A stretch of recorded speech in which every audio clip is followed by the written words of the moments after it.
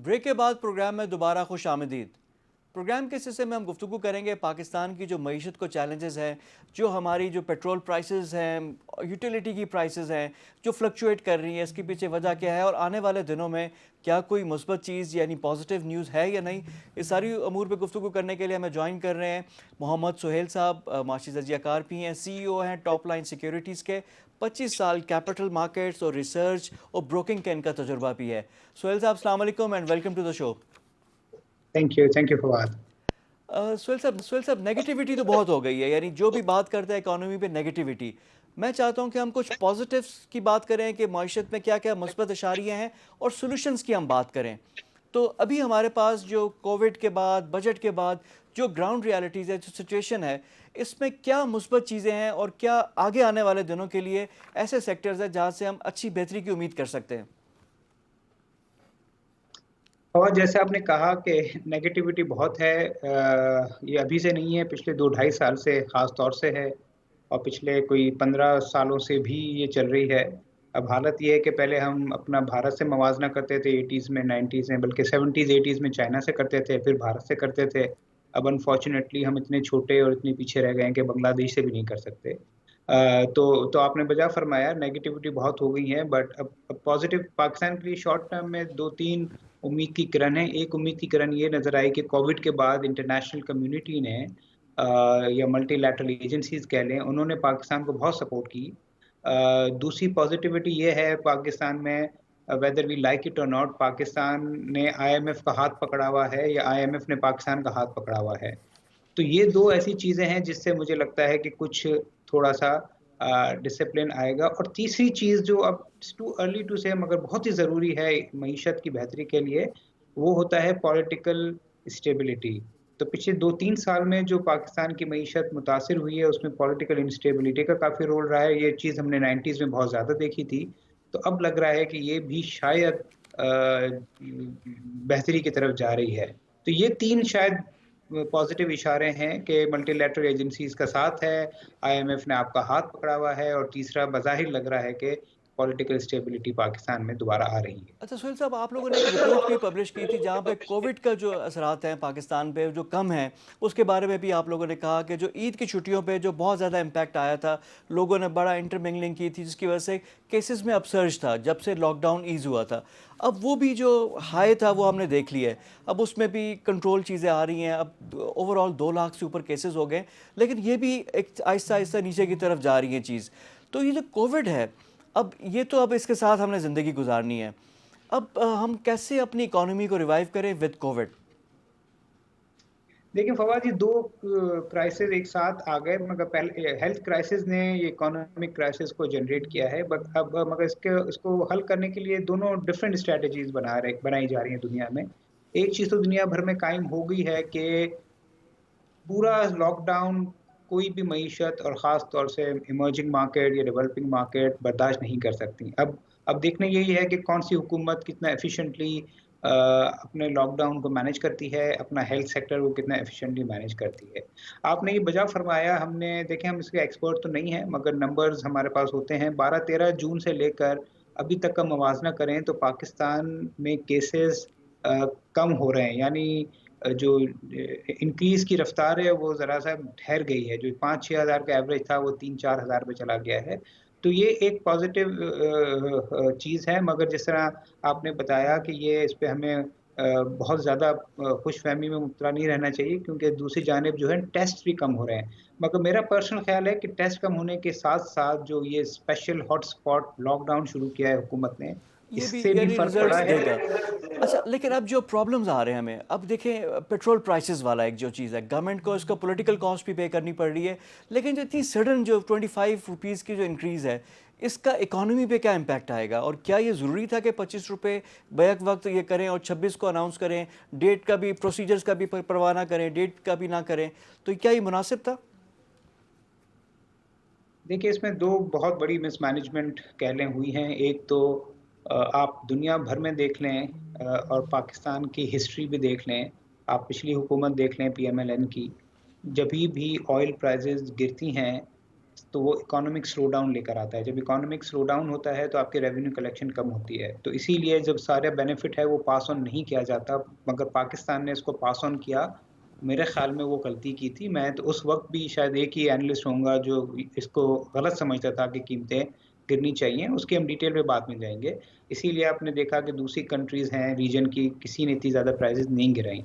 दूसरा प्रॉब्लम ये हो गया कि हमारी जो ऑयल मार्केटिंग कंपनीज़ हैं, उनका फ़ॉर्मूला काफ़ी अरसे से डिबेटेबल रहा है और इस दफ़ा जो वॉलेटिलिटी हुई है, उसकी वजह से हुआ ये कि सारी जो ऑयल मार्केटिंग कंपनीज़ हैं, उन्होंने तेल महँगा खरीदा क्योंकि खुद मिनिस्ट्री ने जब तेल सस्ता था तो इंपोर्ट बंद कर दी, जब तेल महँगा हुआ तो इंपोर्ट खोल दी। अब आप सोचें कि ये जो मल्टीनेशनल्स हैं टोटल, पार्को, अटक, एस्कॉल जिसके साथ विटॉल है, शेल, वो पिछले 2 महीने से जितने का पेट्रोल खरीद रही हैं उतने का सस्ता बेच रही हैं। अब जो ₹75 हुआ तो वो उनका जो लॉस है वो और बढ़ गया था। ये जितना भी आप प्रेशर डाल लें, चाहे वो एफआईए का प्रेशर डाल दें, मगर एक बिज़नेसमैन जब डूबने लगेगा तो वो फिर किसी को नहीं देखता। तो ये सारी company on the verge of default थी। आप देखें फवाद, शेल पाकिस्तान का मार्च का अर्निंग नेगेटिव साढ़े 4 बिलियन रुपीस है। उसकी इक्विटी वाइप आउट हो गई है। तो तो अव्वल तो हुकूमत को जब रिसेशन हो तो कीमतें पास ऑन नहीं करनी चाहिए क्योंकि एक रेवेन्यू का सबब बनती है। दूसरी तरफ जो उन्होंने रिफाइनरीज़ को लोकल प्रोडक्शन अलाउ करने दी, इम्पोर्ट रोकी, उसका बहुत नुकसान हुआ है। और अब ये जो अचानक प्राइस बढ़ाई है, मेरे ख़्याल में तो ये अव्वल कम नहीं करनी चाहिए थी और अगर बढ़ानी चाहिए थी तो पहले बढ़ा देनी चाहिए थी। मगर मुझे लगता है कि ये फ़ैसला भी इसलिए गलत नहीं है कि अगर ये और चलता रहता तो हो सकता है हमारे यहाँ ऑयल मार्केटिंग कंपनीज़ बैठ जाएँ। ये तो बिज़नेस पॉइंट ऑफ व्यू से, लेकिन आम लोगों का जो हाल है, जो आम लोगों का, क्योंकि ये पॉलिटिकल गवर्नमेंट है, पहले भी पॉलिटिकल फैसला हुआ कि जो इतना उन्होंने किया, कीमतें कम की, और अब ये बढ़ाने वाला, इसका भी इनको कीमत अदा करनी पड़ेगी। सोहेल साहब, ये तो एक ऑयल का, पेट्रोल का एक प्राइस है जिसकी वजह से अब इन्फ्लेशन का भी प्रेशर आएंगे, इन्फ्लेशनरी प्रेशर्स भी आएंगे। दूसरा, ये कराची में हो रहा क्या है, लोड शेडिंग, 10 12 घंटे की लोड शेडिंग। के इलेक्ट्रिक क्या कर रही है? वो हम तो समझ रहे थे कि लोड शेडिंग किस्सा पारी ना हो गया, ये तो it has come back with a vengeance. देखिए, अगेन मैं इसका एक्सपर्ट नहीं हूँ, मगर जो थोड़ी बहुत हमने चीज़ें एनालाइज़ की, उससे पता यही चल रहा है कि जो एनर्जी सेक्टर है पाकिस्तान का, वो सबसे क्रूशियल सेक्टर है और अनफॉर्च्यूनेटली पिछले 2 साल में उसकी परफ़ॉर्मेंस कोई बहुत शानदार नहीं रही है। आप हालात देख लें डिस्कोज़ की, आप हालात देख लें सर्कुलर डेट की, उस पे पिछले 2 साल में कुछ भी नहीं हुआ।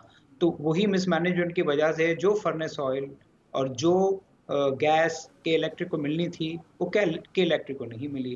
तो जिस तरह एक ऑयल का क्राइसिस आया, डीज़ल का, पेट्रोल का, कि लोग जो हैं पंप पे खड़े हैं, फ्यूल नहीं है, वही चीज़ के इलेक्ट्रिक को भी देखने में आई। के इलेक्ट्रिक के पास जनरेशन कैपेसिटी है, मगर उसके पास इनपुट नहीं है। आपकी गाड़ी से अगर मैं पेट्रोल और गैस ले लूँ, आप कैसे पहुँचेंगे घर पे? तो मेरे ख़्याल में ये एनर्जी सेक्टर की या मिनिस्ट्री की इनएफिशिएंसीज़ अच्छा हैं सोहेल साहब, और ये यहाँ से बहुत कोई गलती है। एक क्वेश्चन मैं रेज़ करना चाहूँगा। अब देखें, बाज़ औक़ात कुछ फ़ैसले आपको लॉस में भी करने पड़ते हैं, हर चीज़ बिज़नेस का प्लस माइनस में ना देखें। अब अगर गवर्नमेंट के पास होती, अब पीएसओ है, उस बेचारे के पास ऑप्शन नहीं था, बाकी प्राइवेट कंपनीज़ जो मर्ज़ी करें, PSO was the only one, उसके मार्केट शेयर भी बढ़ गए, हर चीज़ बेहतर हो गई कि उसको सप्लाई करना ही करना था क्योंकि स्टेट ओन्ड इक्विटी है। अगर इसी तरह अगर ये के इलेक्ट्रिक के बजाय अगर केईएससी होती और गवर्नमेंट में होती, तो फिर इस तरह के फ़ैसले तो प्राइवेटाइजेशन, और उसमें फिर ये है कि कुछ ना कुछ जो स्ट्रेटेजिक आपके जो हैं शोबे, वहाँ गवर्नमेंट की प्रेजेंस क्या ये होनी चाहिए? यार बिल्कुल होनी चाहिए। इसमें तो ये सवाल पूछना भी मेरे ख़्याल में गलत है। इसमें तो कोई 2 राय है नहीं कि प्राइवेटाइज़ेशन नहीं होनी चाहिए। आज के इलेक्ट्रिक होता तो हमें आज पावर बिल्कुल नहीं मिल रही होती। मैं आपसे बात नहीं कर सक रहा होता। आप हालात देखें जो स्टेट ओन्ड एंटरप्राइज़ेज़ हैं, उसकी और के इलेक्ट्रिक की, by all standards K Electric जो है वो वेल मैनेज्ड है then any other distribution companies. तो ये तो इसमें तो कोई 2 सवाल है ही नहीं। आप एक एग्ज़ाम्पल मैं दे दूँ, 3-4 बैंक हुकूमत ने प्राइवेटाइज़ की। 1990 के दिहाई में हुकूमत जितना एक साल में 25-30 अरब रुपए उनको सालाना देती थी, उससे ज़्यादा आज वो टैक्स की मद में हुकूमत पाकिस्तान को दे रहे हैं। तो प्राइवेटाइज़ेशन इज़ द सॉल्यूशन।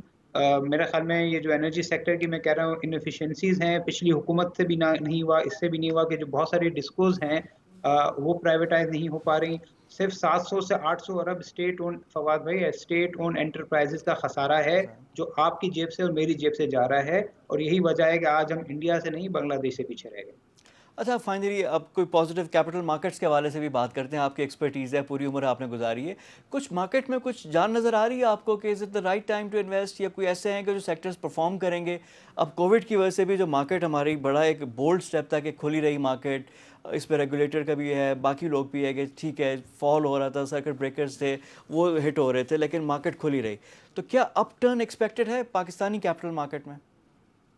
देखिए, ये एसईसी को क्रेडिट जाता है कि हमारे नेबरिंग कंट्रीज़ में बांग्लादेश, श्रीलंका की मार्केट बंद हो गई, पाकिस्तान की मार्केट खुली रही, तो थोड़ा-सा कॉन्फिडेंस लोगों का, स्पेशली फॉरेनर्स का मार्केट पे रहा है। मार्केट का आउटलुक देखें, एक आउटलुक होता है कि मार्केट में, स्टॉक मार्केट की जो कंपनीज़ हैं वो कितना कमा रही हैं, और दूसरा रीज़न होता है कि पैसे कितने हैं लोगों के पास। तो जो पहला वाला है वो तो नेगेटिविटी है उसमें, कि जो कंपनी जिसने कोविड से पहले ₹100 कमाने थे, हमारे हिसाब से वो 80 से ₹90 बमुश्किल कमा सकेगा। तो ये तो नेगेटिविटी है, मगर पॉजिटिव साइड ये है जो पूरी दुनिया में है, और जो बड़े-बड़े एनालिस्ट हैं वो भी परेशान हैं कि America market all time high पर क्यों है, दूसरी मार्केट्स, उसका रीज़न है स्टिमुलस। तो पाकिस्तान में ऑल्दो फिस्कल हालात इतने अच्छे नहीं हैं, हुकूमत जो भी दिया है स्टिमुलस, वो as a percentage of GDP बहुत कम है, मगर जो सबसे बड़ा स्टिमुलस जो इंडस्ट्री को और जो इन्वेस्टर्स को मिला है, वो ये है कि जो 13-14% की बोरोइंग थी, वो 7% पे आ गई है। तो जो मैं आपको कह रहा था कि स्टॉक मार्केट के लिए सबसे पॉज़िटिव ये है कि अर्निंग तो 100 की 80 हो गई है, मगर जो एपेटाइट है कि उसका लोग अब आ रहे बेंचमार्क, हैं। हाँ, तो कौन सा सेक्टर है उसका जिसमें बेंचमार्क रेट बेहतरी है की 13 आपको की है कि जगह। यानी आ सकती है चीज़ें, यानी फंडामेंटल्स भी बेहतर हैं, चीज़ें भी हैं, रिटर्न्स भी मिल सकते हैं? जी, तो मैंने कहा कि लोगों के पास जो 13% पे फिक्स्ड इनकम है वो लगा रहे थे, उनके पास कोई ऑप्शन है नहीं, तो वो स्टॉक मार्केट की तरफ ग्रेजुअली आ रहे हैं, और ये चीज़ें और बेहतर हो सकती हैं अगर लॉकडाउन और कोविड का आउटलुक बेहतर हो, तो ये जो पैसा है फिक्स्ड इनकम से स्टॉक मार्केट में मज़ीद आ सकता है। चलिए, बहुत शुक्रिया आपका। इसी पॉजिटिव नोट पे आपसे जानना चाहेंगे मोहम्मद सुहेल, सीईओ टॉप लाइन हमारे साथ मौजूद थे, माशी तजज़ियाकार भी हैं। उनका ही कहना है कि मुश्किल हालात हैं लेकिन इनसे निकलना है, और इस सारी चीज़ों में जो नेगेटिविटी है उसमें भी देयर आर पॉजिटिव्स जो उन्होंने ज़िक्र भी किया। ये तो था आज का प्रोग्राम इनसाइट। अगले हफ्ते मज़ीद मौज़ूआत के साथ आपकी खिदमत में हाजिर होंगे। तब तक के लिए फ़वाद खुर्शीद को इजाज़त दीजिए। खुदा हाफ़िज़।